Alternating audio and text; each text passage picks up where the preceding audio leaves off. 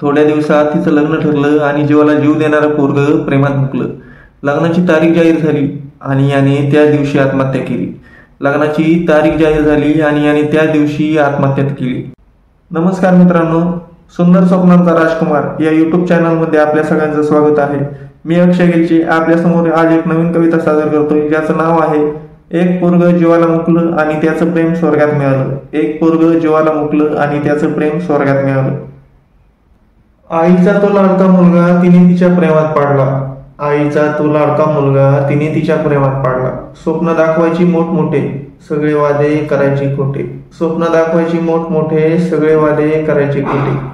पैशावरचं प्रेम तिचं त्याला नाही कळायचं. पैशावरचं प्रेम तिचं त्याला नाही कळायचं. आणि देवदास होऊन ते बिचार तिच्या मागे फिरायचं. आणि देवदास होऊन ते बिचार तिच्या मागे पळायचं. त्याच्यासाठी ती जणू आसमानी परी. त्याच्यासाठी ती जणू आसमानी परी. आणि सगळे सांगायचे ती मुलगी नाही बरी. आणि सगळे सांगायचे ते मुलगी नाही बरी. काही दिवस सुरू राहिलं होतं सगळं काही छान. काही दिवस सुरू राहिलं सगळं काही छान. तिच्या प्रेमात तो विसरून गेला होता पूर्ण भान. तिच्या प्रेमात तो विसरून गेला होता पूर्ण भान. पण नंतर असं झालं. जिच्यासोबत जगायचं तिनेच परक केलं. जिच्यासोबत जगायचं तिनेच परक केले. त्याचा घरच्यांसमोर तिला फोन येतो. ती बोलते, बाबा मी काहीच नाही केलं. हाच तो मुलगा जो मला रोज फोन करून त्रास देतो. हाच तो मुलगा जो रोज फोन करून मला त्रास देतो. भावाने मित्र बोलावले, कॉलेज गाठलं. भावाने मित्र बोलावले, कॉलेज गाठलं. सगळ्यासमोर त्याला बेदम रेटलं. सगळ्यासमोर त्याला बेदम रेटलं. थोड्या वेळात त्याचे मित्र आले. त्याचे लाल डोळे पाहून थकून गेले. थोड्या वेळात त्याचे मित्र आले आणि त्याचे लाल डोळे पाहून थकून गेले. एक मित्र बोलला, सोड तिचा नाद. एक मित्र बोलला, सोड तिचा नाद. आता बस कर, नको वाढवायला वाद. एक मित्र बोलला, सोड तिचा नाद. आता नको वाढवायला वाद. सगळ्यासमोर तो जोर जोरात हसला. सगळ्यासमोर तो जोर जोरात हसला. आणि रात्री घरी जाऊन एकटा तुळशीवर डोकं ठेवून ढसाढसा रडला. आणि रात्री घरी जाऊन एकटा तुळशीवर डोकं ठेवून ढसाढसा रडला.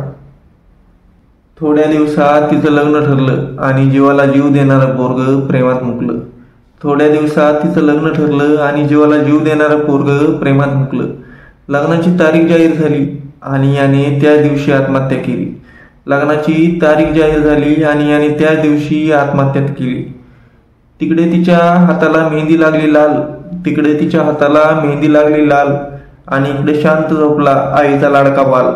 इकडे शांत झोपला आईचा लाडका बाल. तिची वरात निघाली होती ढोल ताशात. तिची वरात निघाली होती ढोल ताशात. आणि याची अंत्ययात्रा निघाली शांत स्मशानात. आणि याची अंत्ययात्रा निघाली शांत स्मशानात. ती नाचत होती सगळ्यासमोर मस्त. ती नाचत होती सगळ्यासमोर मस्त. आणि याच्या भोवती रडत होते याचे सगळे जीवलग दोस्त. आणि याच्या भोवती रडत होते याचे सगळे जीवलग दोस्त. त्या दिवशी तिचं हसू थांबलं, आयुष्यातून खरं खरं प्रेम सुटलं. त्या दिवशी तिचं हसू थांबलं, आयुष्यातून खरं खरं प्रेम सुटलं. आपल्यामुळे एक पोरग जीवाला मुकलं हे वास्तव्य तिच्या डोळ्यासमोर उभं राहिलं. आपल्यामुळे एक पोरग जीवाला मुकलं हे वास्तव्य तिच्यासमोर उभं राहिलं. डोळ्यात मायेचं अश्रू साचलं. डोळ्यात मायेचं अश्रू साचलं. अंत्ययात्रेच्या गर्दीत ती धावत गेली. अंत्ययात्रेच्या गर्दीत ती धावत गेली. मिटलेल्या डोळ्यांना मिठी मारली.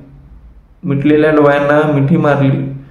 उठ ना बोल ना काहीतरी असं ती ओरडली. उठ ना बोल ना असं ती ओरडली. डोळ्यात पाणी वाहत राहिलं. डोळ्यात पाणी वाहत राहिलं. त्याची काहीच चुकी नव्हती हे आता तिच्या घरच्यांना पण समजलं. त्याची काहीच चुकी नव्हती हे आता तिच्या घरच्यांना पण समजलं. रडत रडत ती त्याच्यासमोर बसली. रडत रडत ती त्याच्यासमोर बसली. थरथरल्या हातांनी हात हातात घेतली. थरथरल्या हातांनी हात हातात घेतली. डोळ्यातून अश्रूचा सागर वाहत होता. डोळ्यातून अश्रूचा सागर वाहत होता. माझ्यासाठी तू गेलास असा आवाज घुमत होता. माझ्यासाठी तू गेलास असा आवाज घुमत होता. शेवटच्या श्वासात तिने त्याचा हात हातात घेतला. शेवटच्या श्वासात तिने त्याचा हात हातात घेतला. आणि त्याच्या छातीवर डोकं ठेवून स्वतःचा पण प्राण सोडला. आणि त्याच्या छातीवर डोकं ठेवून स्वतःचा पण प्राण सोडला. गर्दीतून लोक रडत होते. गर्दीतून लोक रडत होते. आकाशी ढगांनी भरलं. आकाशी ढगांनी भरलं. आणि त्या दोघांचं प्रेम शेवटी स्वर्गात मिळालं. आणि त्या दोघांचं प्रेम शेवटी स्वर्गात मिळालं.